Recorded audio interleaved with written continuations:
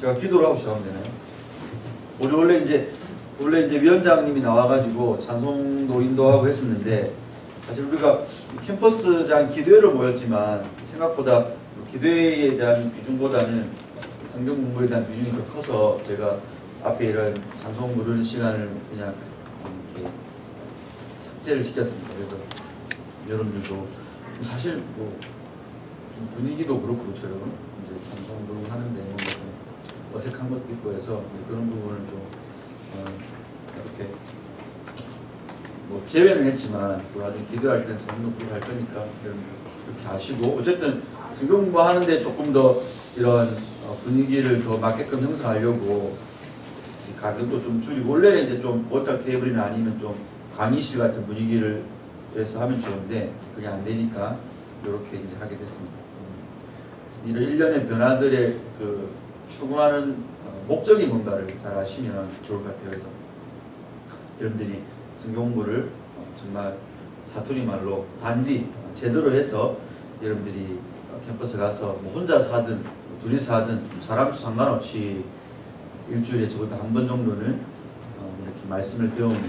그 바쁘고 분주하고 이런 세상의 이런 가치관으로 충천해 있는 이 대학교라는 상하탑, 혹은 이제 뭐 일을 하고 있는, 알바하고 있는 여러분들의 그 바쁜 하나님의 생각을 들으리 없는 마귀가 쳐놓은 그런 덫에 이런 굴레 속에서 잠깐 나올 수 있는, 우리 제신의 셉시가 할 수 있는 유일한 건 지금 그밖에 없어요. 그렇죠?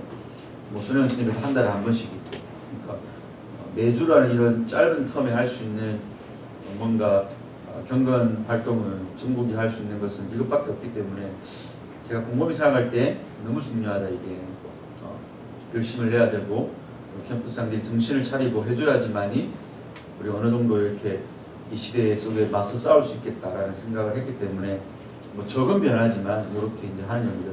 그래서 여러분들 좀 이 간사의 그런 의도를 여러분들도 잘 알아주시고, 또 말씀드렸지만 언제든지 이제 필요하면 뭐 이번에 우리 캠퍼스에 와주세요라고 하면 제가 여건이 되고 상황이 되는 정도 내에서는 적어도 한 번쯤은 가서 여러분들과 교제하고 같이 밥도 먹고 이제 하고 싶은 그런 마음이 있으니까, 아마 이제 우리 정부 SFC 카페에도 그걸 신청할 수 있는 그런 어떤 뭐 신방 일정에 대한 그걸 할 수 있는 게 있죠. 이제 마련이 됐으니까. 그래서 그런 부분도 있으니까 여러분들 잘 활용하셔서 이렇게 해주시면 좋을 것 같습니다. 시간이 가니까 기도하고 시작하겠습니다.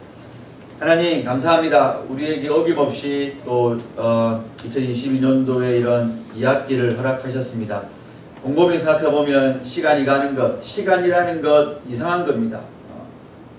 과거는 우리가 잡을 수 없고 미래는 오지 않았기 때문에 현재만 있는데 시간은 또 흘러간다라고 인생들이 말을 합니다.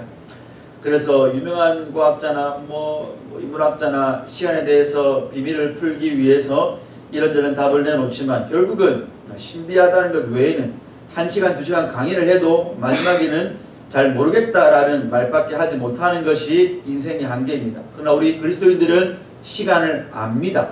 공간이 만들어질 때에 하나님이 1차원의 시간을 마련하셔서 4차원의 시공간을 우리에게 창조하신 것, 인생들은 모르지만 우리는 확실하게 압니다. 1차원의 시간은 처음이 있고 마지막을 향해서 간다는 것 우리는 압니다. 그 시간에 우리가 반드시 붙잡아야 될 의미 있는 시간, 하나님의 때인 카이로스의 시간이 있다는 것도 우리는 압니다.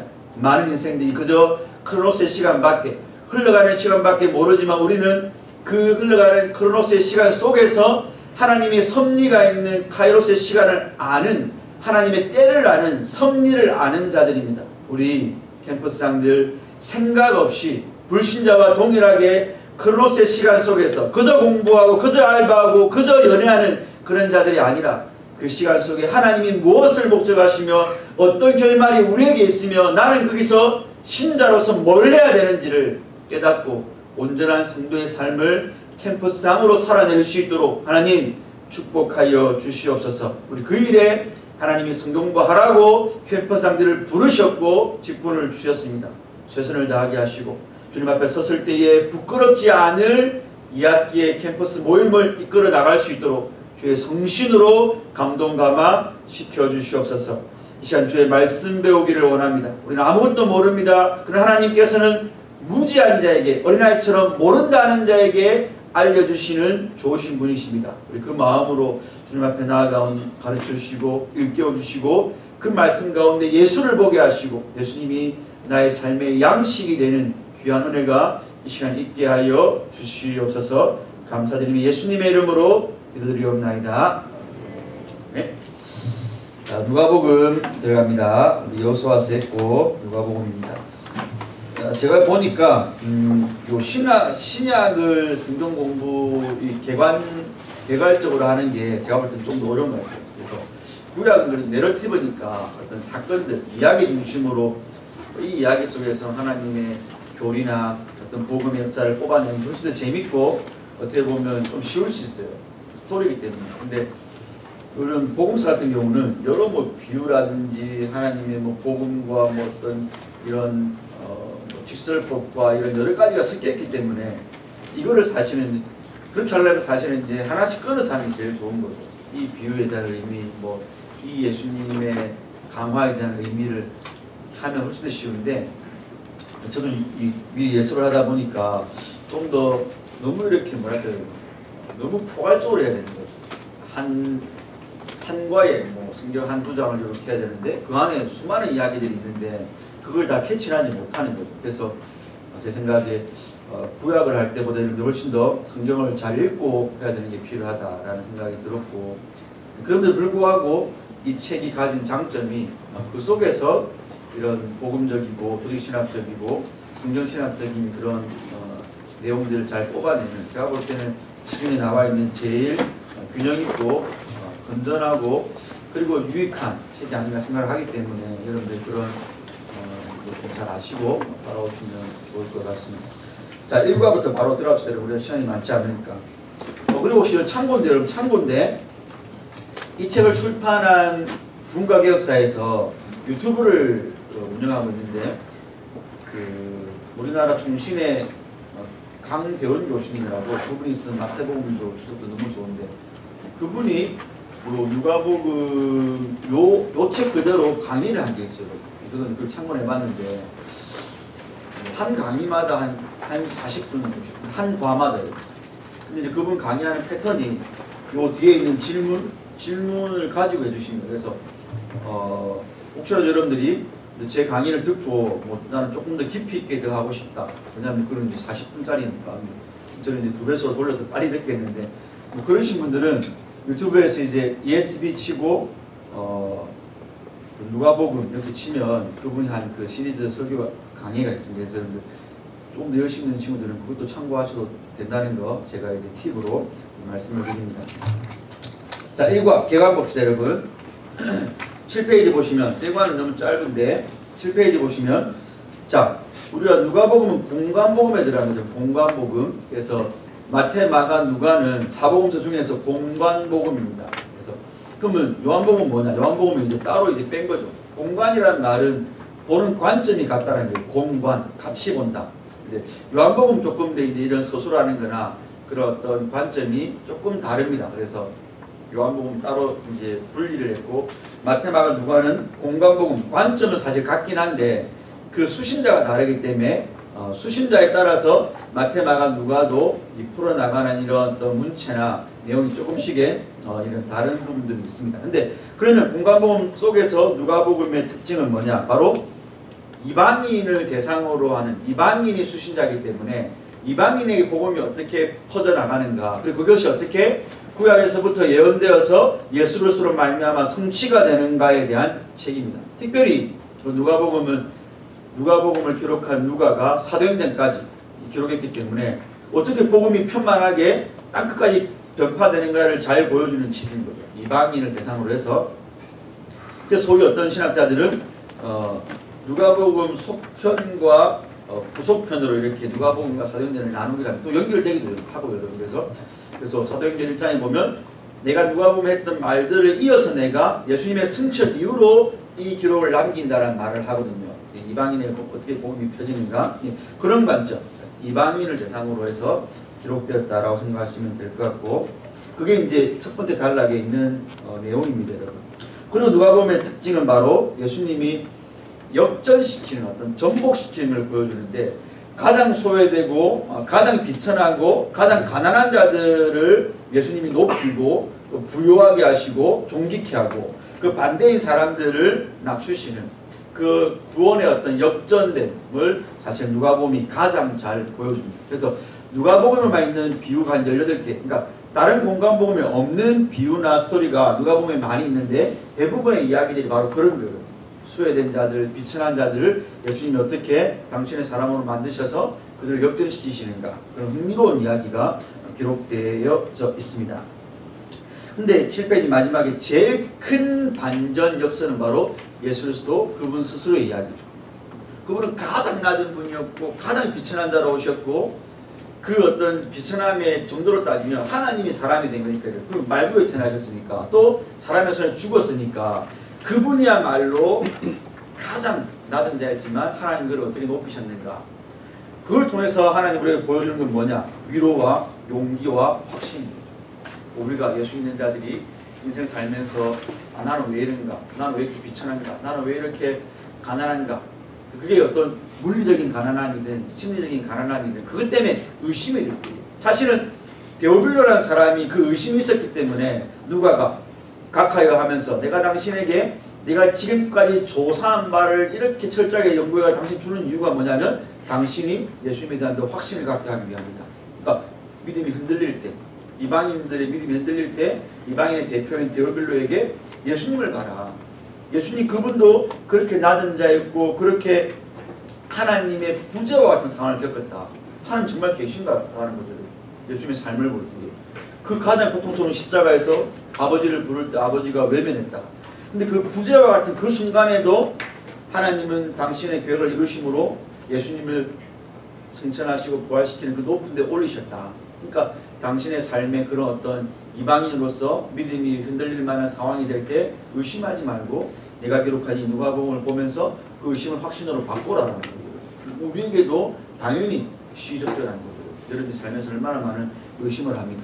의심이 잘못된 건 아닌데 그 의심이 의심으로 끝나면 이제 문제인 거죠. 의심이 또 하나님에 대한 무심으로 끝나버리면 잘못된 거죠. 오히려 그 의심을 성경 말씀을 통해서 확신으로 바꾸는 힘이 누가복음, 특별히 누가복음, 모든 복음에 있지만 누가복음이 그것을 의도하고 기록했다라고 생각하시면 되겠습니다. 그 다음에 이제 뭐 더 큰 이야기 8페이지에, 그러니까 여러분 8페이지 제일 위에 이거 보세요. 그 7페이지 마지막부터 우리가 비천한 자들을 높이신 하나님에 대한 믿음으로 강화되어 고난과 치욕을 통해 예수님을 따르도록 준비시켜준다는 것. 이 누가복음 스토리가. 그 다음에 더 큰 이야기는 읽어보면 되고, 핵심 구절은 마찬가지 발의 구절은 예수님이 오신 우리의 구원을 위함인 거죠. 그래서 그 구원이 어떻게 확실하게 이루어졌는가를 요 누가복음의 서론이 1장 1절부터 4절까지를 보면 내가 진짜 빡세게 연구했다, 조사를 해봤다는 거죠. 역사가로서.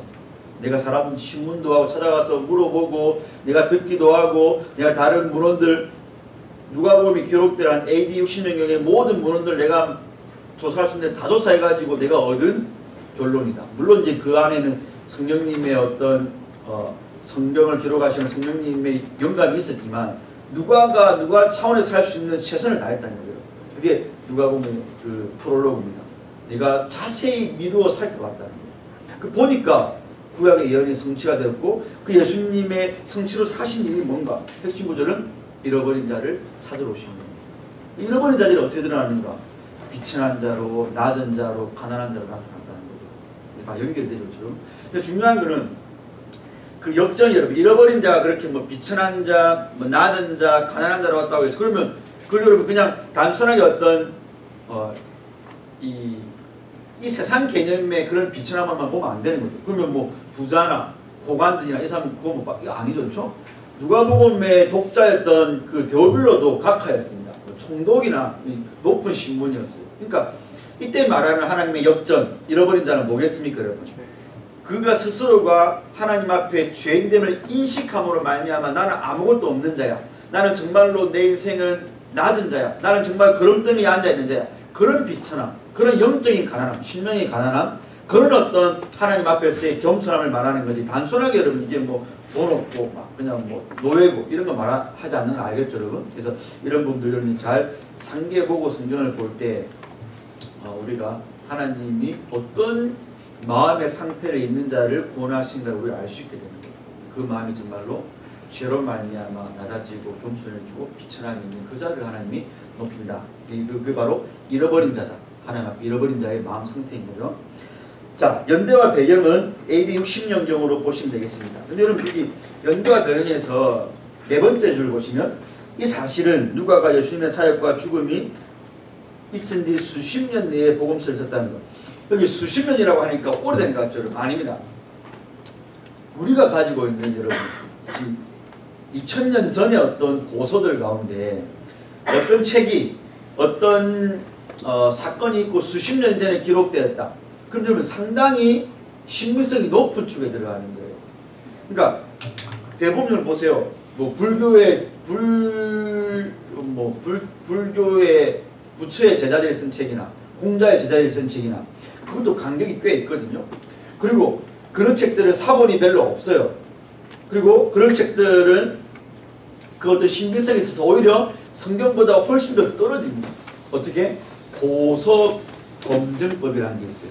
그러니까 고대 책들을 그냥 일반적으로 우리가 역사적으로 문헌학적으로 이 책이 얼마나 신빙성이 많은가를 조사하는 그 기준이 있습니다. 그게 바로 이 원래 사건과 얼마만큼 시간 간격이 있는가, 또 얼마나 많은 사본들이 있는가, 그리고 사본 간의 오류는 얼마나 되는가, 이런 것들이 있습니다. 근데 그 모든 걸 따져볼 때 여러분 성경만큼 신빙성이 높은 책이 없다는 거예요. 일단 성경만큼 사본이 많은 책이 없어요. 수천 권 있습니다. 그리고 성경만큼 사본 간의 내용이 다른 그 비율도 이렇게 적은 책도 없어요. 여러분. 그리고 예수님이 승천하시고 불과 몇십 년 사이에 기록됐습니다. 복음서가. 그럼 보세요. 여러분. 그 말은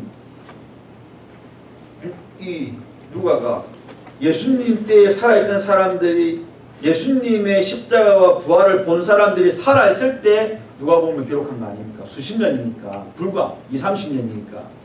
그러면 그 사람들이 도대체 살아있는데 야 예수님이 이런 말 했어. 예수님이 이런 병 고쳤어. 이걸 여러분 기록하면 이걸 믿겠냐고요 사람들이. 여러분들이 성령님의 내주로 인해서 내가 성경을 믿는 그런 내적 증거가 없어도 우리가 일반적으로 어떤 사실을 책을 믿을 때 그 당시 사도나 성경을 기록한 저자가 생각이 있다면 여러분 없었던 일을 불과 20년 30년 전에 있었던 일을 그걸 보듯이 본 사람들이 있는데 뻔한 거짓말을 한다. 그럼 기독교가 살아남겠냐는 거죠. 이것만 봐도 그러니까 이런 식으로 사실은 성경의 어떤 역사적 사실성을 주장하는 문헌들이 상당히 많이 있습니다. 그러니까 결국 안 믿어지는 건 뭐예요 여러분? 안 믿어지는 것은 고린도서 말씀처럼 사탄이 그들을 미혹해서 안 믿어지게 하는 거지 안 믿을 수밖에 없는 증거가 교회 그런 어떤 단서들이 교회에 있는 게 아니라고요. 수많은 불신 역사학자조차도 예수님의 부활을 믿을 수밖에 없다라고 말합니다. 문헌적으로 볼 때는. 그 말은 뭐겠어요? 그럼 신앙의 문제는 증거가 있냐 없냐의 문제가 아니라는 거예요.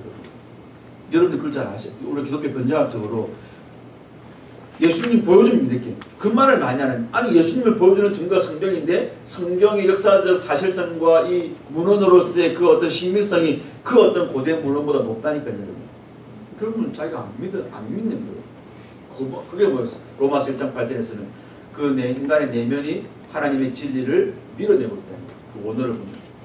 하나님의 진리는 너무 사실적인데 인간이 자기 죄성으로 말미암아 그거를 거부한다는 거예요. 증거가 없어서 안 믿는 게 아니고. 그래서 우리는 이런 연대와 역사의 배경 속에서도 성경이 얼마나 믿을 만한 책인가를 아셔야 됩니다. 그래서 정말 예수님의 어떤 부활에 대해서 여러분 이만한 두꺼운 책이 있어요. 그냥 그걸 어떻게 쓴 기독교 신학자가 어떻게 쓴 책이냐면 고대의 어떤 사실이 사실이라는 것을 일반 문학가나 일반 역사학가가 쓰는 그 방법대로 했을 때 예수님의 부활이 얼마나 신빙성 있는가를 쓴 책이 이만한 두께가 있다고 해요. 톰 나이트가 쓰기도 했고 그런 책을. 그 무슨 말입니까?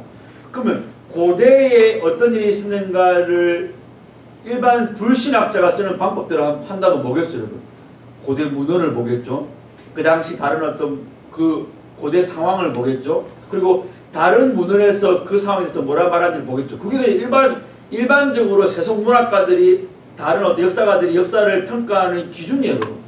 똑같이 그걸 예수님의 십자가와 부활을 봤을 때 예수님의 십자가와 부활만큼 기록이 많이 남아있고 그에 대한 어떤 사실 증거들이 많은 것도 드물다는 거죠.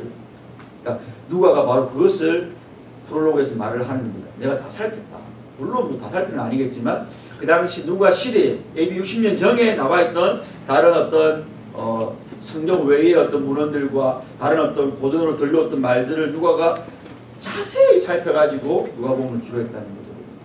그러다 안 믿어지면 그건 우리가 그 안에 성신을 못 받기 때문에 생각해야 되는 거지 성경이 실로가 떨어진 책이다. 이렇게 말하는 것은 오히려 어리석은 답이 되는 겁니다. 자, 이렇게 여러분 생각하시면 되겠고 제가 또 이제 쓸데없는 말을 하는 것 같은데 그렇게 하고 여러분 넘어가면 됩니다. 그래서 개요를 한번 보시면 1관은 너무 쉬워요. 너무 쉽고 질문을 봅시다 여러분. 내가 이거 몇 시까지 마치면 되지? 이거에 포함해서 12시까지 12시 20분까지 한 시간 남았으니까 될 것 같아요. 자, 10페이지 봅시다 여러분. 요거는 여러분들이 누가복음에 대한 어떤 사전적인 지식이 있는가를 물어보는 건데 자, 누가복음에만 관련되어 있는 어떤 사실들 아까 말씀드렸죠. 공관복음에는 없지만 누가만 자기가 기록해내온 어떤 누가복음의 기록들을 통해서 누가복음이 우리에게 주는 하나님의 구원의 어떤 특성이 뭔가 할 때 그게 아까 말씀드린 그겁니다. 잃어버린 자, 소외된 자 누가복음의 수많은 누가복음에만 기록된 비유들의 대부분이 그런 거예요. 그래서 제가 말씀을 드리면 잃은 양, 뭐 드라크마 비유, 탕자 비유, 삭개오 비유, 거지 나사라 비유, 어리석은 부자 비유 이런 것들은 여러분 누가복음에 있어요. 근데 삭개오라든지 거지 나사로라든지 뭐 이런 드라크마 비유라든지 이게 다 뭐예요? 잃었다가 찾는 겁니다. 근데 그 잃어버린 자들이 누굽니까? 삭개오는 아무도 상종하지 않았던 욕먹고 살던 세리장이었고 거지 나사로는 뭡니까? 그냥 부잣집 밑에서 이렇게 헌대를 핥히면서 음식이나 주워 먹던 그런 사람들. 누가복음에 그런 이야기들이 상당히 많이 기록되어 있습니다. 세상에 소외받고 이루어지지 못한 자들을 어떻게 하나님의 구원이 그들을 높이는가, 어떻게 그들에게 하나님의 구원이 임하는가, 이거를 설명해 줍니다. 누가복음의 특성이 바로 그것이라고 보면 되겠습니다. 1번 답이 되죠 여러분? 누가복음에만 기록된 그런 비유들이 하나님이 잃어버린 자를 어떻게 찾으시는가를 그 사랑을 보여주는 거다라는 것이죠. 그 다음에 이제 2번을 보시면 또 어려운 질문인데 누가복음이 기독교 신앙이 어떻게 공헌하는지에 대해 현재 어떻게 이해하고 있는가? 여러분 이해가 없죠? 여러분 누가복음이 하나님, 예수님, 성령, 죄의 구원 또는 다른 교리들이 어떻게 우리의 이해를 명확하게 전침해 있는가? 이건 뭐냐면 누가복음에는 수동태로 어떤 게 이루어졌다 이런 단어가 상당히 많이 나오는데요. 이건 말은 뭐겠어요? 구약이 신약에서 어떻게 성취되었는가를 사실 보여주는 거죠. 반복적으로 이루다 이런 말들이 나옵니다. 그러니까 하나님의 잃어버린 양을 찾으시는 구원이 어떤 갑자기 뭔가 하나님이 갑자기 마음이 동해가지고 그렇게 된 게 아니고 구약에 예언된 대로 하나님이 이루셨는데 그 방법이 바로 예수 그리스도를 통한 구원이라는 거예요. 누가복음에는 바로 그런 이루다라는 수동태가 반복적으로 사용되면서 하나님의 구원 계획이 하나님의 뜻 가운데 하나님의 의지 가운데 이렇게 성취가 되는 방식으로 진행됐다는 걸 우리에게 보여주는 게 누가복음이 우리에게 증거해주는 그런 어떤 공헌이 되겠습니다. 뭐 그렇게만 하면 될 것 같아요. 사실 그거는 좀 뭐 더 시간적으로 들어가면 어려우니까 그 정도만 해도 제가 볼 때는 답이 될 것 같습니다. 그 다음에 3번 같은 경우는 이건 여러분들이 그냥 뭐 해보시면 될 것 같고 그래서 넘어가겠습니다. 3번을 보고 이렇게 자 읽어하면서 혹시 질문이나 여러분들 있습니까? 피드백을 좀 있으면 주세요. 여러분. 뭐 많이 너무 빠르다. 뭐 그 부분은 제가 이해 안 됐습니다. 이런 부분이 있으면 저한테 바로바로 전혀 그렇게 생각하지 마시고 이거 물어보면 또 너무 이렇게 막 쉬운 거 물어본다고 막 그러지 않을까 그렇게 하지 마시고 당연히 모를 수도 있는 거고 또 다른 친구도 모르는데 그런 거 들을까 봐 말을 안 하고 용기를 내서 다른 친구 대신해서 그런 질문을 해주면 좋을 것 같습니다. 참고로 누가는 사도가 아닙니다. 여러분. 누가는 12살의 아들을 합니다. 바울의 동력자였고, 성경에 보면 이제 이방인이었고 의사 정도였다라고 우리가 이제 알 수 있습니다. 그런 부분들 좀 알고 계시면 좋을 것 같습니다. 자, 이과 봅시다, 여러분. 자, 이과의 초점은 뭐냐면 예수님이 이제 공생애를 하기 전에 준비하는 과정을 이과에서는 우리에게 보여줍니다. 아니구나. 이과는 예수님의 탄생, 그 탄생에 대해서 우리에게 보여주는데, 그 탄생, 예수님의 탄생 기사에서 우리가 알 수 있는 예수님의 사역의 어떤 그런 특성을 이제 우리가 알 수 있습니다. 그래서 예수님이 구유에 태어나시고 베들레헴에 태어나시고 이런 부분을 통해서 우리가 알 수 있고, 특별히 예수님의 탄생과 함께 세례 요한의 탄생도 누가복음에만 기록이 되어 있습니다. 그래서 오히려 아까 말씀드렸죠. 말라기서에서 세례 요한의 탄생을 예언을 하거든요. 아까 말씀드린 대로 누가복음 이루다라는 단어가 많이 사용됐잖아요.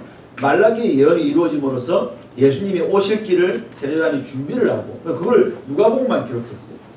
세례 요한의 어떤 출생이나 사역에 대해서. 그리고 그 예수님이 세례 요한의 그 출생에 이어서 예수님의 사역이 이어질 이 일련의 과정들을 통해서 아까 말씀드린 대로 예수님이 바로 구약의 성취로 오셨다라는 것을 우리 누가가 우리에게 잘 전해주게 됩니다. 한번 봅시다, 여러분. 그래서 12페이지 큰 그림 보시면 누가복음 1, 2장은 예수님을 하나님의 구원 성취로 제시하고, 그분의 탄생이 하나님의 백성들이 어떤 반응을 일으키는가, 바로 감사와 찬양이라는 이 두 가지 포커스를 가지고 이거는 여러분들이 공부를 하시면 됩니다. 중요한 것들입니다, 여러분. 그래서 나중에 이야기합시다. 이거는. 자, 그래서 1번 봅시다. 누가의 프롤로그 보시면, 이 서론을 보시면, 자, 데오빌로라는 사람이 어떤 사람인지 구체적인 우리 신사는 아무도 못, 그렇지만 이제 각하라는 말을 쓰고 있는 걸 봤을 때 실제 인물이었다. 근데 어떤 이제 신학자들은 이 데오빌로가 하나님의 사랑을 받는 자라는 거거든요. 여러분 잘 아시는 대로 데오스가 하나님이고, 필레오, 예수님이 베드로에게 너나 사랑하냐 물어볼 때 그 필레오라고 물어보시잖아요. 그러니까 하나님의 사랑을 받는 자라는 이름이 데오빌로입니다. 그래서 그냥 이 누가가 가명을 써가지고 하나님 사랑받는 이방인 전체를 아마 대상으로 해서 이런 말을 썼을 거라는 해석이 있고, 근데 그것도 말이 되고, 근데 이제 각하라는 말을 사도행전을 쓴 걸 볼 때는 실제 인물이다. 왜냐하면 각하는 말 그대로 그 당시 직분이었기 때문에 이런 사람이 있었을 것이다. 근데 이건 중요하지는 않지만 두 개 다 해석도 다 의미가 있는 거죠, 여러분. 한 개인에게 주는 것도 의미가 있고, 동시에 중의적으로 데오빌로라는 하나님의 사랑받는 이방인 모두에게 주는, 그러니까 그런 중의적인 의도를 다 누가가 내포했다고 볼 수도 있는 거죠. 그러니까 이런 것 속에서 어쨌든 이 사람은 기독교로 개종한 이방인 같은데, 아까 제가 서론을 말씀드린 대로 이제 의심이 드는 거죠. 왜냐하면 아까 제가 말을 안 했지만 이방인들에게는 이제 복음이 편만하게 퍼져가요, 여러분. 그래서 사도행전을 보면 땅까지 복음이 전파되는데, 이 예루살렘이라는 이스라엘 사람들에게는 기독교 복음이 박해를 받는 거죠. 그럼 이방인들이 볼 때는 뭔가 의심이 드는 거죠. 아니 이게 그렇게 사실이고 이 복음이 그렇게 좋은 거라면 그 이스라엘 사람들이 더 복음의 목을 메고 해야 되는데 왜 이스라엘 사람들은 복음을 배척하는데 이방인 사람들은 받아들이지? 이런 의심이 들 수 있는 거죠. 근데 이제 누가 보면 그래서 이 성경에 원래 이 복음이 이방인들에게 가게 돼 있다는 걸 알려준과 동시에 그런 의심을 할 수 있는 이방인들에게 아니 그런 것도 의심하지 말고 성경에서 이게 원래 그렇게 되는 것으로 하나님이 예언을 했고 성취된 거라는 것을 이제 보여주는 거죠. 복음의 확실성을 보여주는 거죠. 의심하지 말라는 겁니다. 개종한 이방인들에게. 자, 그럼 어떤 부분이 그런 것들을 암시하고 있는가라는 거죠, 여러분. 자, 1절을 보시면 돼요. 1절. 성경 있으신 분들은 누가복음 1절에 보면 누가가 뭐라고 설명하냐면 우리 중에 이루어진 사실에 대하여라고 했죠. 그러니까 지금 이방인들은 복음을 잘 받아들이는데 예루살렘 사람들은 복음을 거부한다는 것 때문에 복음에 대해서 의심하는 자에게 아니라는 거죠. 진짜 있었던 일이고 이루어진 일이라는 거죠. 이 복음이 거짓이나 의심하지 말라는 거죠. 확실한 일이다. 역사적 사실이다. 그리고 이 복음으로 말미암아 이렇게 구원받고 실제적으로 유익을 누리는 사람들이 이렇게 많이 있다. 그게 바로 1절이 바로 개종했던 이방인이 의심하는 상황이 있다는 배경을 했을 때 그 사람에게 확신을 주는 누가의 그런 어떤 답변이 됩니다. 확실한 사건이다. 역사적 사건이다. 라는 것이 여러분. 여러분들도 혹시 우리 가운데 믿음이 약해져 있고 믿음이 열심히 있는 친구들은 성경의 이런 확실, 이런 어떤 계시를 여러분들이 묵상을 하고 받아들여야 돼요. 그냥 가만히 있는데 여러분들이 믿음이 갑자기 강화될 리가 없습니다. 그렇죠? 믿음은 들으면 하고 들으면 그리스도의 말씀이라 했기 때문에 여러분이 성경을 들을 때 특별히 내가 의심이 된다. 그러면 이런 부분들에 대해서 여러분들이 묵상을 해보는 거죠. 이루어진 사실이라네. 근데 내가 왜 의심을 하고 있지? 여러분들의 신앙에 대해서도 좀, 여러분 우리가 왜 2000년 전에 기록된 이 말씀을 오늘 공부합니까? 이랬어. 이거 공부하면 아니잖아요. 오늘 또한 내가 동일한 상황 속에 있는 사람들에게 하나님은 이 기록된 과거의 말씀으로 지금 나에게 말씀하시는 거거든요.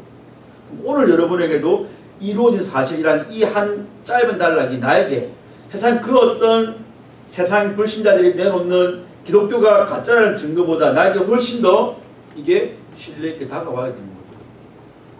여러분들이 그 작업을 해야 되는 거예요. 여러분이 캠퍼스에서 이 말씀을 나누면서도 그 작업을 해야 되는 거예요. 여러분이 캠퍼스 장으로서 다른 캠퍼스원들과 말씀을 나눌 때 혹시 내가 섬기는 내 캠퍼스 안에 이런 의심하는 운동원이 있다면 여러분 이 말씀으로 답을 줘야 되는 거예요. 성경은 그런 게 아니야. 성경은 신화도 아니고 후무명랑 이야기도 아니고 그저 몇몇 사람들이 만들어낸 종교도 아니고 역사적 사실에 기반을 둔 하나님의 구원 성취야. 너 어떻게 그걸 하는데? 성경이 말하잖아. 이렇게 답을 해줘야 되는 거예요. 그러니까 여러분의 삶과 절대로 분리시키면 안 돼요. 말씀 공부를. 그렇죠? 오늘 여러분이 필요한 말씀입니다. 이건 보시면 하나님이 당신의 약속을 갱신하신다라고 했습니다. 그 말씀은 뭐겠어요? 성경의 연속성이에요. 연속성이에요. 갱신한다는 말은 뭐예요? 갑자기 하나님이 없던 걸 뭔가 새롭게 신설한 약속이 아니고 과거에 어떤 약속이 있는데 그 약속을 하나님이 시간이 지나서 때가 되면 그 약속을 다시 우리에게 풀어주는 게 갱신이거든요. 근데 누가 보면 어떻게 그걸 합니까? 아까 말씀드렸죠. 말라기 4장. 우리 SFC 학위 수양회 할 때 제가 개의 예배 때 했던 게 말라기 4장 오늘 이 본문이 5장 5절 6절 말씀 뭐였습니까? 그 메시아가 오면 메시아 전에 새로운 엘리야 선지자가 다시 와가지고 아비의 마음을 자식에게 자식의 마음을 아비에게 돌이킨다는 마음이 있습니다. 그것을 누가가 1장 17절에서 가지고 왔어요. 그걸 어떻게 설명하냐면 세례요한의 출생과 세례요한이 할 사역에 대해서 말라기에서 그 언약 하나님이 약속하신 거거든요. 여러분 지질이 말 안 듣는 말라기 시대 백성들에게 너 내가 다 심판해야 되지만 내가 때가 되면 너를 다 돌이킬게 라고 하는 게 말라기 4장 5절 6절의 말씀이에요. 그럼 무슨 말입니까? 세례요한의 사역이 하나님이 말 안 듣는 이스라엘 백성들을 돌이키는 사역의 하나의 전조라는 거죠. 그 구약의 성취라는 거죠. 그래서 그런 식으로 지금 하나님 약속을 갱신한 것을 말을 하고 있습니다. 그럼 어떻게 합니까? 어떻게 이 특징들을 명확하게 드러납니까? 그 1번을 보시면 요한이 와서 돌이킴으로 이스라엘 백성들이 이방인들이 그리고 하나님을 영접할 수 있는 예수님을 영접할 수 있는 그런 어떤 상황을 만들어 놓는다라는 게 1장 5절로 38절에서 바로 드러나고 있는 거죠.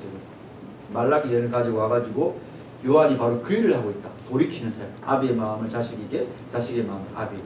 근데 그때 말한 이 아비 자식은 단순하게 부자지간이 아니고 1장 17절을 보면 여러분 아비는 의인으로 다시 대치가 되고 자식은 거스리는 자로 대치가 됩니다. 그 말은 말라기 시대에 하나님을 대역하는 그 자식들을 아비에게로 하나님의 의인의 선조에게로 마음을 돌이킨다는 거예요. 무슨 말입니까? 회개 역사를 일으킨다는 거예요. 그래서 요한이 했던 게 뭐예요 여러분? 요단강에서 회개의 세대를 줬던 거죠. 그러니까 신약과 구약은 이렇게 일시를 하는 거예요. 누가 보면 바로 그것을 우리에게 증거를 제시를 하는 거죠. 자, 2번 보시면 자 가브리엘이 마리아에게 예수님의 탄생에 대해서 예언하는 말이 있는데 자 예수님의 탄생 가운데 심오한 새로운 일을 하고 있다는 사실이 1장 30절로 37절에 예수님의 수태고지 예수님이 태어날 것을 고지하는 데서 잘 드러나는데 어떤 표현이냐면 너가 잉태해야 할 그 아기는 지극히 높은 분의 아들이다라는 말이 있고 성령이 너를 덮을 것이라는 말이 있습니다. 여기서 어떤 예수님에 대한 심오한 소리가 드러나냐면 지극히 높다라는 표현은 구약에서 여호와를 말할 때 하는 표현입니다.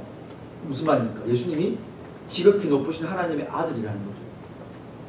하나님의 아들을 성경에서 하나님의 아들이라는 표현 이렇게 이해하면 제일 쉬워요.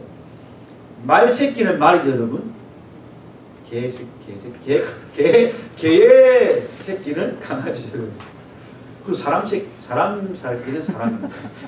성경에서 누구의 아들이라는 말은 똑같은 생명의 위치, 존재론적으로 동일하다는 거예요. 그 말은 뭡니까? 하나님의 아들이 예수님이라는 말은 예수님이 하나님과 존재론적으로 동일하다는 거예요. 그래서 예수님이 내가 하나님 아버지라 부를 때 바리새인들이 돌로 치려고 하는 거예요. 신성 모독이거든요. 내가 하나님의 아들이라고 말하면 바리새인들에게, 유대인들에게는 내가 하나님의 동급이 되는 거예요. 그 신성 모독이죠. 단순하게 아들이라는 말이 아니에요. 그러면 하나님의 아들이라는 말은 어떤 걸 말합니까? 신성을 말하는 거예요. 예수님의 신성. 그 다음에 성령의 눈으로 덮어있다는 말은 뭐예요? 마리아는 결혼을 안 했어요. 성관계도 안 했습니다. 근데 잉태가 됐어요. 어떻게 해요? 성령의 씨로. 죄인으로 태어난 다른 남자의 씨가 아니라 성령의 씨로 여러분. 그 말은 뭡니까? 예수님이 무죄하게 태어나신다는 거죠. 우리 소리문답에서 왜 어떻게 아담의 원죄가 우리에게 유전이 됩니까? 할 때에 일반적인 출생법으로 태어나는 모든 사람의 유전이 된다고요. 죄가. 그 뭐요? 남자와 여자의 성식계의 결합을 통해 태어나는 모든 사람에게는 원죄가 유전이 되는 거예요. 그러면 하와는 그걸 비껴간 거죠. 남자와 여자의 어떤 성관계가 아니고 하나님의 성령의 씨로 말만 잉태했으니까 바로 무죄하신 예수님을 말합니다. 여기서 우리 예수님의 어떠함을 알 수 있습니까? 무죄한 사람이시면서 동시에 하나님이신 완전한 신인 갓맨이신 그분을 알 수 있는 우리 기독교 그래서 너무 중요한 겁니다. 우리의 구원자가 왜 하나님이시면서 동시에 사람이어야 됩니까? 소리문답에서 하나님이셔야만 우리의 모든 죄짐을 감당할 수 있고 부활의 생명을 줄 수 있고 무죄한 사람이어야만 다른 사람의 죄를 대신 줄 수 있기 때문에 우리의 구원자의 두 가지 조건이 하나님이셔야 되고 무죄한 사람이셔야 되는데 예수님의 수태고지에서 다 드러나는 거죠. 시간이 빨리 갑시다 여러분. 이걸 잠깐 시간을. 자, 구원의 노래를 보시면 자, 이 누가복음에 나타난 특징이 또 그겁니다. 마리아와 사가랴. 그러니까 마리아는 예수님을 자기가 잉태한다 했을 때 하나님 앞에 노래를 지어요. 사가랴는 누구냐면 세요한의 아버지인데 할배입니다. 여러분. 할매였어요. 사가랴의 사가랴의 부모들도. 근데 그들이 잉태를 했단 말이에요. 그래서 하나님을 찬양하는 찬송시가 누가복음에 등장하는데 그 특징이 뭐냐면 여러분 그것도 동시에 하나님이 이스라엘을 구원하시고 하나님이 죄로부터 그들을 속량하시는 게 그 두 노래의 주제입니다.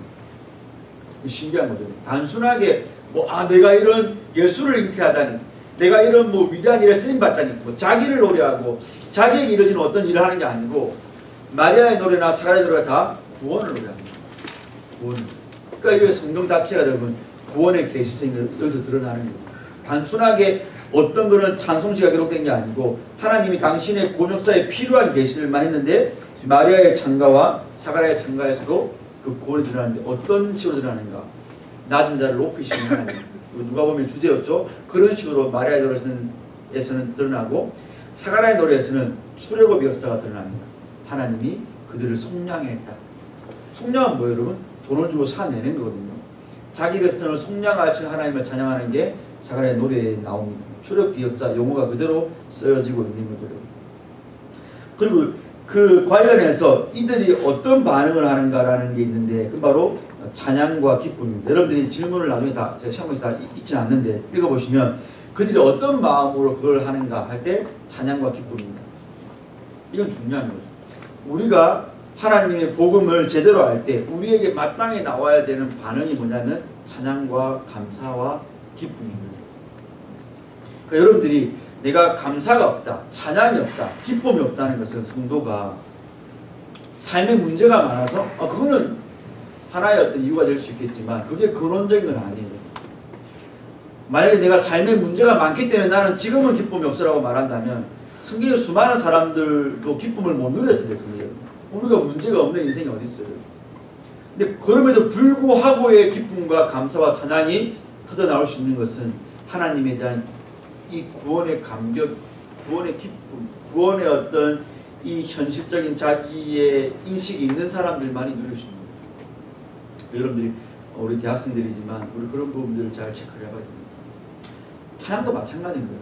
사가랴의 노래나 이런 마리아의 노래를 보면 찬양은 그냥 단순하게 내가 좋아하는 가사를 내가 좋아하는 음에 따라 맞추는 게 아닌 거죠.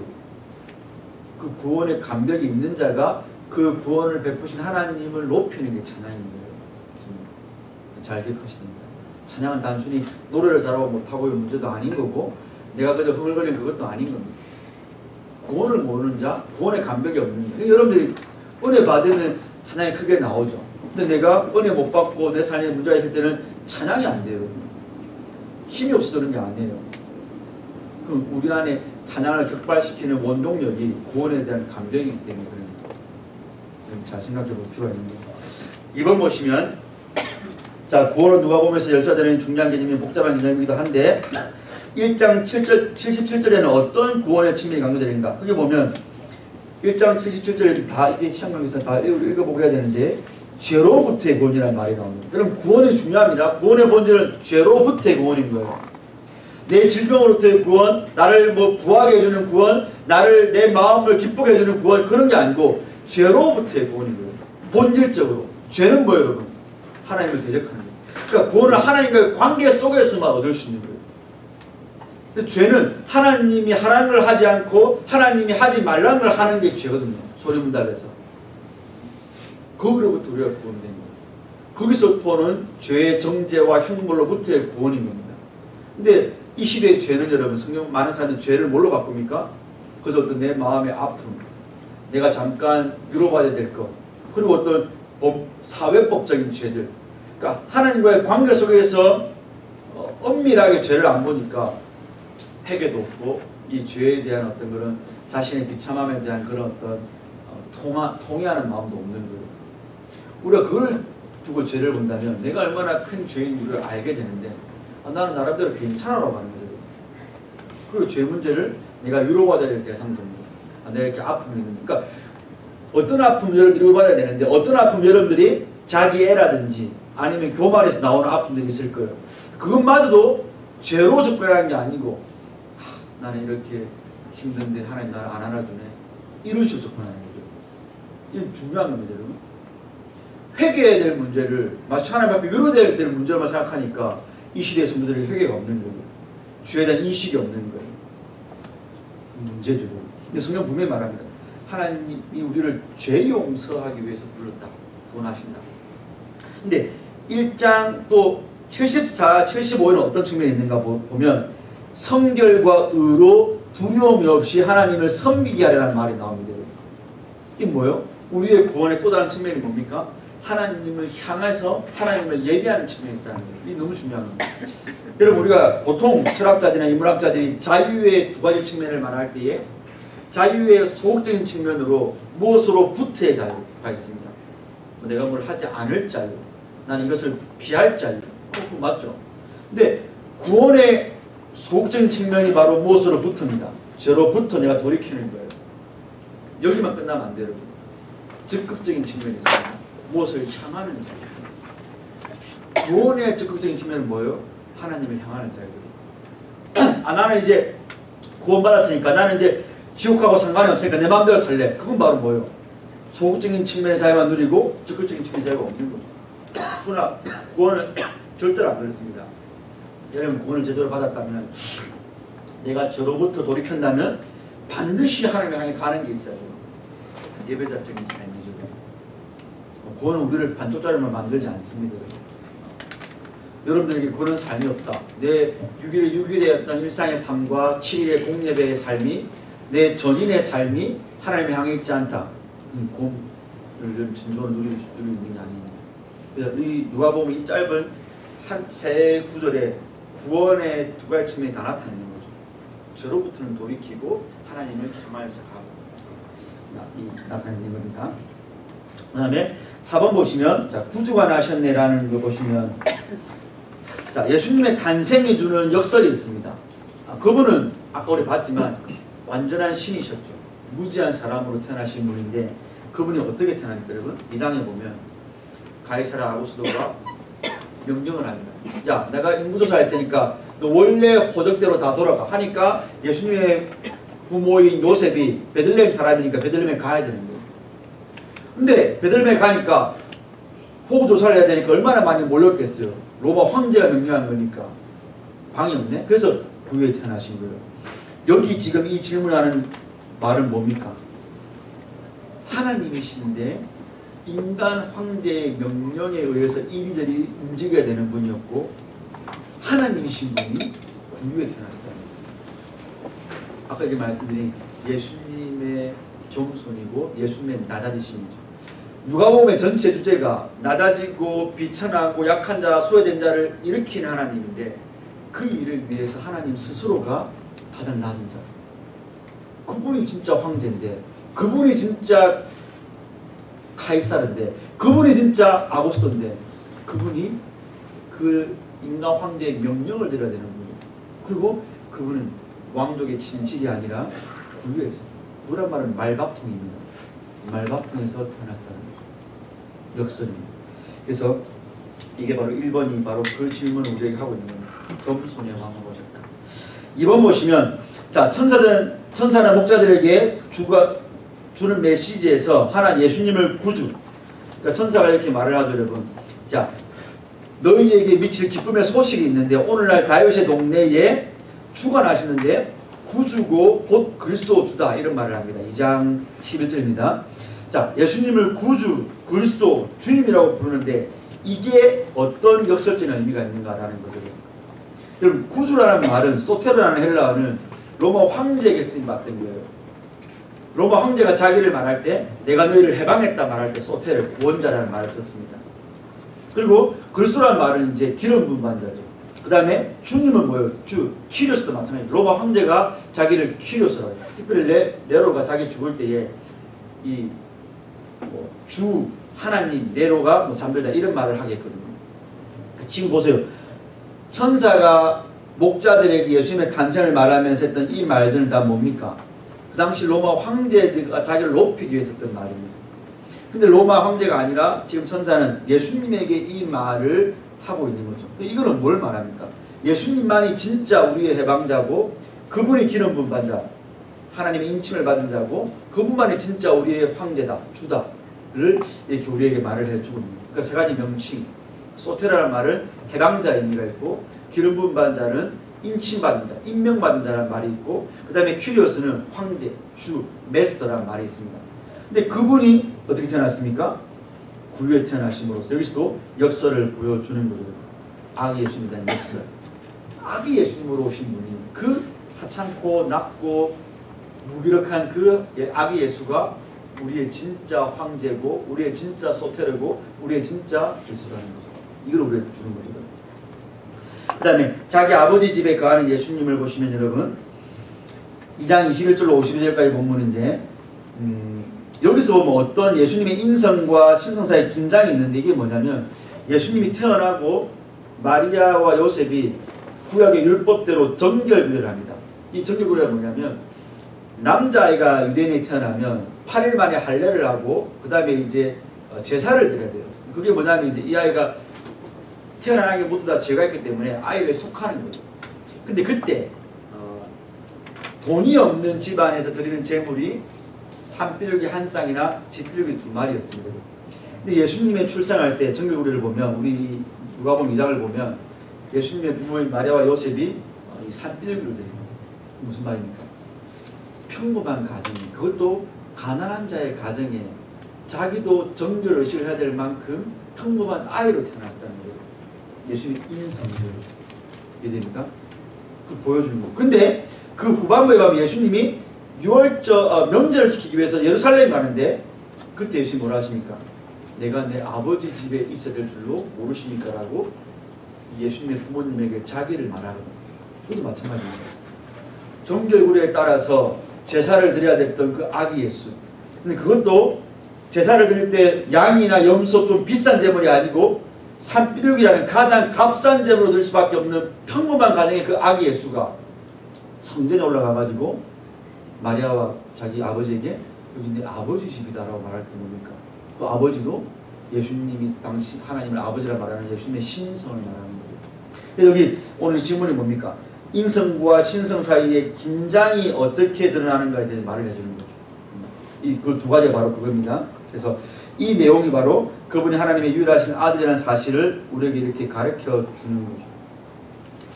어떤 내용입니까? 그게 바로 내 아버지 집이라 말했던 거.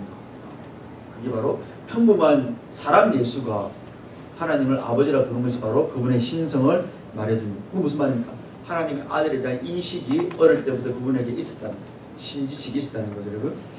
이번 보시면 누가복음 2장 10절에 따르면 예수님의 탄생은 온 백성에게 큰 기쁨을 주는데, 자, 이것이 누가복음 2장 29절로 32절에서 시므온의 선언으로서는 우리의 일을 어떻게 이런 성경을 봐야 되는데, 이 시므온은 이제 그 예수님을 성경에서 보고 이 시므온이 하나의 어떤 걸 고백을 하는데, 그때 무슨 말을 하냐면 이 아이는 만민과 이방을 비추는 빛이다라는 말을 합니다. 그러니까 예수님이 단순하게 이스라엘 온 백성에게만 구원을 주는 분이 아니고 시므온의 이 고백을 통해서 이방인에게로 이 구원의 빛이 확장될 것이라는 것을 이미 누가복음 2장에서 시므온의 고백을 통해서 우리에게 보여주는 거예요. 그러니까 성경은 여러분, 이 기독교라는 종교가 이스라엘에서부터 출범을 해가지고 어쩌다 보니까 전 세계 뭐 어떤 세상의 어떤 고등 종교 중에 하나 된 게 아니고 성경이 있을 때부터 처음부터 이 기독교라는 종교는 이방에게로 퍼져나갈 것이 예언이 되어 있었다는 거예요. 예수님의 출생 때부터. 이런 것들을 누가복음이 보여주는 거예요. 왜냐하면 이 누가복음의 수신자들이 이방인 그리스도인이기 때문에 이걸 보여주는 거죠. 원래 그렇다, 성경 기독교 자체가. 그래서 여러분, 자, 넘어갑시다. 그렇게 하시면 되겠습니다. 시므온의 확장 선언이 우리의 일을 확정시켜주는 거죠. 이방인에게로 갈 복음이 원래부터 예언되어 있었다. 그 다음에 복음 메시지, 성경신학 메시지, 종신학 메시지는 시간 관계상 여러분들이 한번 읽어보면 저는 다 답이 나올 것 같아요. 제가 하면서 했기 때문에 이것까지 하면 제가 시간이 다 오늘 못 맞출 것 같아서 빨리 좀 넘어갔거든요. 이거 읽어보시고 혹시 이해가 안 되는 부분은 저한테 이제 물어보시면 제가 답을 드리겠습니다. 그 다음에 3과 빨리 봅시다, 여러분. 3과는 이제 예수님이 공생애를 하시기 전에 준비하시는 사역. 그래서 세례 요한에게 예수님이 세례 받으시는 것과 예수님이 광야에서 마귀에게 시험 받는 것. 이게 무의미한 게 아니라는 거죠. 그냥 성경에서 뭐 그냥 시간 순서대로 예수님이 이제 자기가 공생하기 전에 세례 받네. 뭐 그 광야에서 마귀에게 시험 받네. 그게 아니고 후속사에서 상당히 중요한 의미가 있는 거예요. 이걸 캐치해야 여러분들이 성경을 후속사적으로 잘 보는 거예요. 성경 보는 재미가 있는 거예요. 한번 봅시다, 여러분. 어떻게 그럼 준비가 되는가? 그분이 이제 우리의 메시아로서, 구원자로서. 자, 1번 보시면 3장 1절로 20절의 본문인데, 자, 지금 세례 요한이 주는 예수님의 사역이 단지 인종적으로 유대인이나 외관상 종교적인 사람뿐만 아니라 다양한 사람들이 이때 줄 것이라는 사실에 대해서 어떤 실마를 제공. 이건 6절 제가 3장 6절을 보시면 이건 뭐 그게 뭐 지금 설명할 별로 없는데 6절 모든 육체가 하나님의 구원하심을 보리라. 그러니까 예수님의 사역이 모든 육체를 향해 있다는 걸 보여주는 거죠. 똑같은 말입니다. 아까 했던 것과 이걸 그렇게 쉽게 이해하시면 되고, 그 다음에 2번 보시면 이제 2번도 중요한데, 세례 요한이 하나님 앞에서 진지한 회개의 증거로서 제시한 열매가 뭐냐면, 세례 요한이 아까 말했듯이 예수님이 오시기 전에 돌이키는 사역을 했던 거잖아요. 그 돌이키는 사역이 뭐였습니까? 회개의 사역이었죠. 근데 세례 요한이 주는 회개, 너희가 회개했냐? 그러면 회개의 열매를 맺으라라고 말하는 부분이 있어요. 그게 바로 누가복음 3장 10절로 14절입니다. 그때 뭐라고 하냐면, 너 세리가 회개했냐? 그럼 너 그 전에 그 이스라엘 백성들의 세금 받을 때 잘못 얻었던 것들, 많이 얻었던 것 다 물려줘. 그리고 또 배상해. 이렇게 말합니다. 군인들도 마찬가지입니다. 군인들 나쁜 짓 하지 말고, 너 군인이냐? 그러면 너가 가진 군인이라는 신분을 가지고 누가 맡은 직분이나 잘 감당하지, 그 힘 가지고 다른 사람 힘들게 하지 마. 그게 회개의 표라는 거죠. 여러분. 우리가 증명할 게 뭡니까, 여러분? 여러분들이 회개를 했다. 아까 말씀드렸죠. 죄로부터 돌이켰다. 그러면 회개 열매가 있어야 되는데, 여러분들의 회개도 마찬가지입니다. 여러분. 성경은 회개 앞에 열매를 맺라고 할 때 뭐라고 합니까? 어떤 공동선의 측면에서 말을 하고 있다는 거예요. 공동선이 뭡니까, 여러분? 나와 이웃과의 관계 속에서 드러나는 회개의 열매들이 있어야 된다는 거예요. 자, 보세요. 세리, 그 당시 이스라엘 욕먹는 직종입니다. 왜냐하면 로마의 그 사람들은 부역자였으니까. 그리고 군인들, 어떻게 보면 지금 여호와의 증인처럼 전쟁을 하다니, 살생을 하다니 이렇게 말할 수 있는데 세례요한은 성경은 그 직업 자체가 잘못다 말하지 않아요. 다만 바른 성경적 직업 윤리를 구현하라는 거죠. 이해됩니까? 군인이면 진짜 군인답게 생활하고 세리면 세리가 할 수 있는 합법적인 한도 내에서 하면서 너가 잘못하고 있으면 돌이키고. 이 말을 우리에게 적용한다면 여러분이 학생의 신분으로서 여러분들이 회개를 했습니까? 그러면 학생의 신분을 버리고 나는 이제 예수만 믿으래. 그게 아니고 학생의 신분을 가지고 열심히 공부하고 내가 공부한 내가 얻은 이 재능과 이 결과물로서 남을 어떻게 섬길 것인가를 돌아보라는 거죠. 나 하나 잘 먹고 잘 살기 위해서. 예수 잘 믿는 사람은 내가 가진 어떤 그 부와 재능을 가지고 내가 나 하나 배불리는 사람이 아니라는 거죠. 그게 우리의 회개 가운데 드러나야 되는 고차원적인 거예요. 물론 내가 하나님 앞에 회개해가지고 하나님과 나와의 관계 속에서 내가 회개하면 분명히 있어야죠. 근데 그게 어떤 열매로 나타나야 되는가? 타인과의 관계 속에서 나타나야 되는 거예요. 그 하나님 사랑과 이웃 사랑인 거죠. 믿으니까 여러분들이 회개를 했다. 내가 가진 것으로 타인은 어떻게 생길 것인가 분명히 드러나야 된다는 것입니다. 그러니까 공공의 선, 타인을 향한 긍휼로 나타나야 된다는 것입니다. 이해되시죠, 여러분? 그러니까 여러분들이 이런 부분들이 나는 대학생들이 중요하다고 생각해요. 그저 나는 공무원 되려고 공부하고 있다. 나는 그저 내가 정대 취업해가지고 이렇게 공부하면 SFC가 아니라는 거예요. 아니 근원적으로 SFC가 아니기 이전에 그리스도인의 바른 모습이 아니라는 거예요. 내가 이 직업으로 어떻게 하나님 나라에 쓰임받을 건가, 내가 어떻게 다른 사람들을 섬길 수 있을 것인가까지 우리의 생각이 미치는 게 진짜 회개할 지성이라는 거죠. 중요하다고 생각합니다. 자, 3번 보시면, 자, 누가복음의 1, 2장의 독자들은 예수님이 예사뿐이 아닌 걸 알았겠죠. 예수님 마리아에 대한 수태고지에서라든지 예수님이 내가 내 아버지를 있으니 말할 때 예수님의 신성이 다 드러났으니까. 그럼 그게 3장에서는 어떻게 드러납니까? 바로 예수님이 세례받을 때 하나님이 인쳐줍니다. 이건 내 사랑하는 자요, 내 기뻐하는 자다. 이런 말들. 그리고 성령의 기름을 부으시고, 그 다음에 예수님의 족보 3장에서 보면 예수님의 족보를 쭉 올라가는데 예수님의 족보 제일 위에는 하나님이 계시고, 이런 거라든지 광야에 시험 받는데 마귀가 예수님을 가지고 하나님의 아들이다라고 인정해 줍니다. 그게 무슨 말입니까? 1, 2장에서 예수님의 신성이 나왔는데 3장에서는 인을 쳐버리는 거죠. 이게 왜 중요합니까? 3장 이후로 예수님이 사역하는 공생의 모든 사역이 뭐예요? 하나님으로서 우리를 구원할 완전한 메시아로 사역한다는 것을 요 3장 예수님의 사역을 준비한 장에서 보여주는 거죠. 이건 너무 중요한 거예요. 여러분 이런 것들이 아무것도 아닌 것 같죠? 아닌 거예요. 우리가 어떤 사람이 뭔가 임명을 받고 내가 어떤 대사로서 일을 할 때 여러분, 너 어디서 왔어? 임명장 보여줘. 어느 나라 대사야. 이게 얼마나 중요합니까? 공적으로 뭐라 할 때. 성경은 그런 절차를 다 밟고 있다는 거죠. 여러분. 하나님이 그저 예수님을 저 사막 한가운데 태어나게 해가지고 아무도 모르게 자라게 하셨다가 갑자기 와가지고 나 예수인데 나 메시아인데 이렇게 하지 않고 여러분, 만인이 이스라엘 온 백성이 보는 앞에서 하나님의 아들로 태어나게 하시고 하나님의 아들로 인쳐주시고 하나님이 고백하게 하시고, 이게 얼마나 중요해요. 그 모든 하나님의 절차를 다 하나님이 겪게 하셨다는 거예요. 임명 절차. 저는 이게 상당히 의미가 있어요. 그러니까 하나님이 여러분 일하실 때 대충 안 하신다는 거예요. 빼도 박도 못하게. 이건 내가 보낸 예수 맞잖아. 내가 너희들 이 예수 하나님이라고 알아들어 내가 얼마나 많이 말을 했어. 나중에 아무도 하나님의 일하심에 대해서 실문하지 못하도록 여러분, 하나님은 그 모든 과정들을 다 만천에 공개적으로 하시는 거예요. 왜 사도신경에 예수님이 빌라도에게 못 박힌 게 오고 가는 2000년의 모든 기독교 역사 가운데 누가 고백합니까 여러분? 빌라도가 누구길래? 빌라도가 예수보다 안 박았어요 여러분. 빌라도는 풀어주려고 했지. 근데 왜 빌라도라 이름이 들어갑니까? 빌라도는 그 당시 로마 황제라는 온 세계를 다스리는 자가 보낸 임명관이었습니다. 무슨 말입니까? 세상에 의해서, 빌라도는 세상을 대표하는 사람이죠.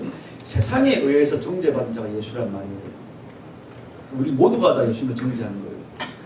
빌라도 안에 내가 들어있는 거예요. 공개적으로 정죄받은 거예요. 하나님은 우리의 구원 역사를 저 어디에 쉬쉬하신 게 아니에요 여러분. 만천하에 드러나게 하신 게 빌라도라는 의미에 포함된 거예요. 하나님이 이를 이렇게 하신 거예요. 아무도 모르게 하신 거예요. 임명하십니다. 다음 넘어갑시다 여러분. 22페이지 2번 보시면 자 예수님이 세례받으러 올 때 요한이 하는 말이 있습니다. 와 나는 당신이 신들매도 부풀을 자니 내가 당신이 세례받아야 되는데 왜 나는 세례를 줍니까? 이 말은 무슨 말입니까? 예수님이 받는 세례가 일반적이지 않다는 거죠. 그러면 나는 당신에게 세례를 받아야 된다. 요한이 자기를 낮추어 말할 때에 그러면서 뭐라 합니까? 당신은 불과 성령으로 세례를 준다는 말이 있어요. 여러분. 그럼 이게 뭔가 이상한 거죠.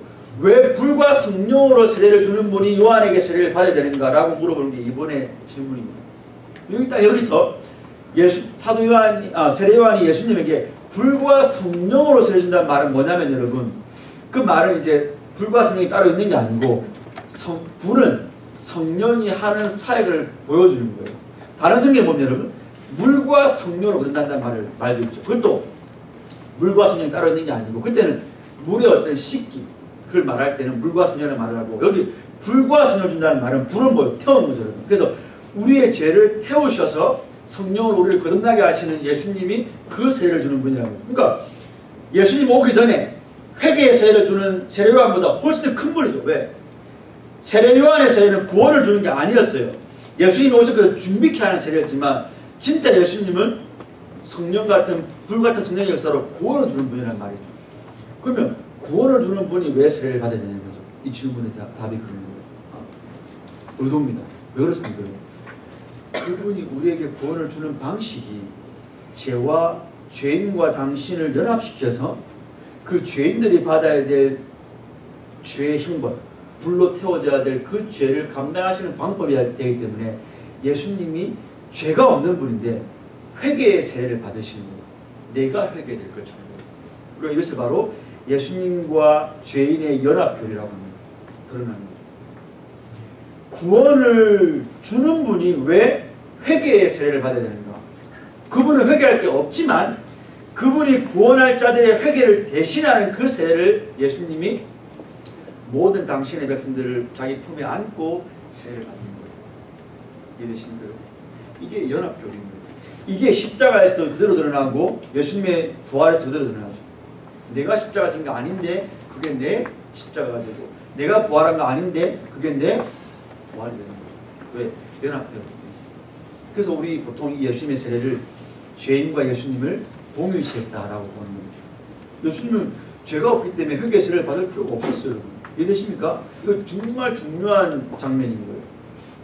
죄인으로서 물에 들어가시는 거예요.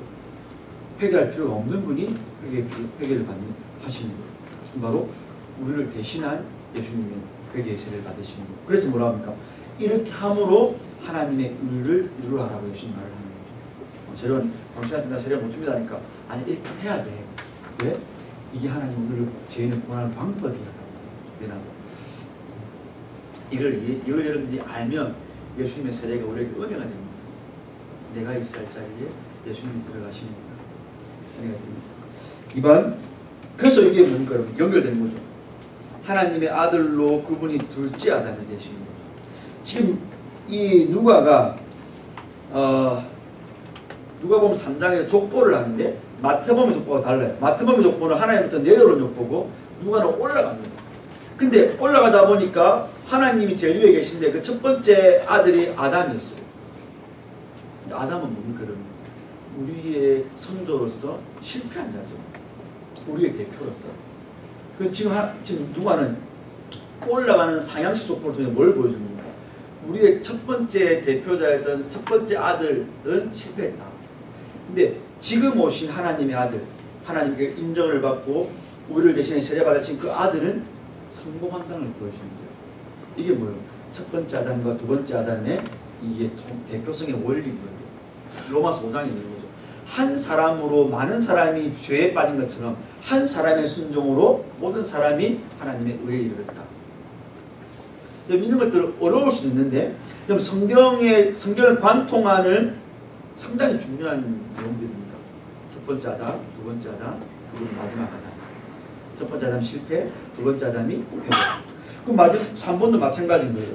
자, 시간을 내서 예수님이 받으신 시험과 아담의 시험을 대비해 보라는 거죠. 일치하는 게 있습니다.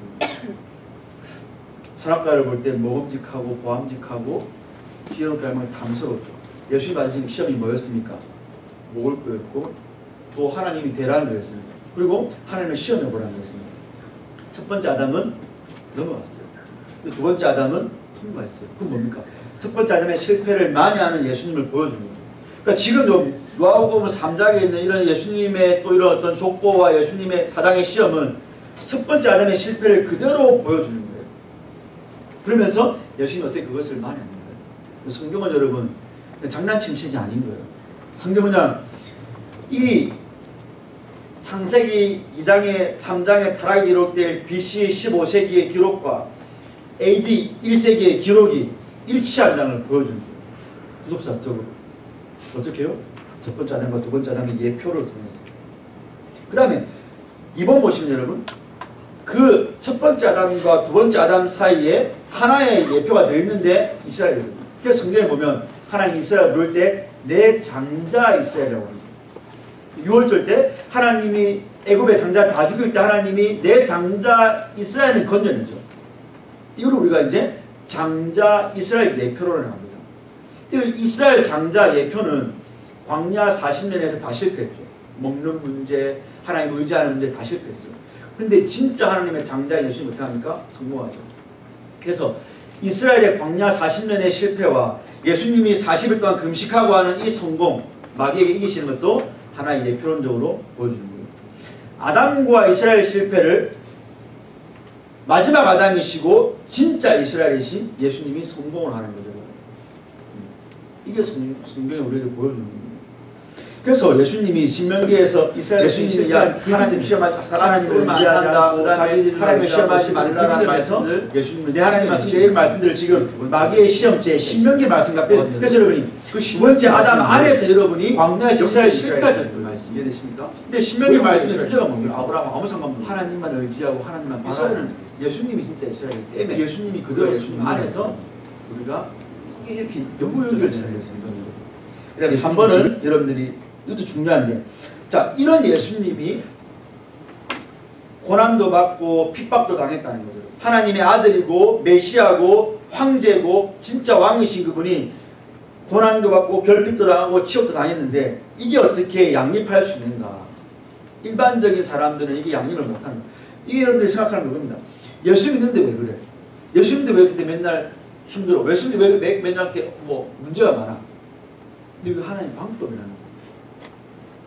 예수님이 그 길을 보여주신 거예요. 오히려 하나님의 백성들에게는 그런 고난과 결핍, 아까 나왔죠? 낮아짐과 수치와 어려움이 있지만 오히려 하나님이 그 속에서 우리를 구원해내시는 방법이에요. 정말 중요한 거예요. 여러분 우리가 성경 때도 제가 말씀드리지만 지금 내 삶이 하나님이 안 계신 것 같은 상황, 문제도 하나도 안 풀리고 기도 응답도 없고 하나님마다 꼬이고 이런 상황이 하나님의 구제 상황인 것처럼 보이지만 아니라는 거죠. 오히려 우리 택자에게는 그 상황이 하나님을 더 깊이 체험하고 하나님의 은혜를 더 맛볼 수 있는 하나님이 우리에게 허락하시는 상황인 거지, 그게 내가 하나님 안 계신 것 같다 의심할 필요가 없다는 거죠. 왜? 우리의 구원의 본이 되는 하나님 예수님이 그 길을 걸어갔기 때문에. 하나님의 구원 방식이 이런 방식이 아니라면 예수님이 고난당하고 핍박당하고 치욕당할 필요가 없죠. 여러분. 가는 데마다 다 이기고 가는 데마다 인정받고 많은 사람들이 그분을 높이고, 근데 안 그렇잖아요. 하나님이 예수님을 구원해 주신 방법이 낮은 자, 약한 자, 비천한 자에서 올리는 방법이었단 말이에요. 그럼 여러분들이 거기에 벗어날 거라는 것 자체가 잘못된 거예요. 여러분. 똑같이 합니다. 베드로서에서 바울이 예수님이 고난과 십자가의 길을 가신 것은 그 뒤를 따르는 우리가 예수님의 본을 따르려 함이라고 했어요. 그 나와 있는 헬라어 본이라는 단어가 습자측이라는 단어예요. 습자측이 뭐예요, 여러분? 고대에서 스승이 글을 쓰면 제자가 그 따라 쓰는 게 습자측이에요. 우리 먹지처럼 여러분. 무슨 말입니까? 예수님이 가는 길을 똑같이 가는 게 제자도의 삶이라는 거예요, 여러분. 고난 없는 제자도, 낮아짐 없는 제자도, 겸손이 없는 제자도, 그런 기독교는 없어요. 우리가 바라는 잘못된 왜곡된 기독교인 거지 그런 기독교는 없는 거예요. 이제 더하면 또 중경이가 열내니까 제가 이거 나머지 이제 복음 메시지하고 성경신학과 도시나 여러분 읽어보시면 좋은 내용이 많이 있습니다. 제가 아무리 짧게 하려고 해도 이것까지 하면서는 못할 것 같아요. 여러분 잘 읽어보시고.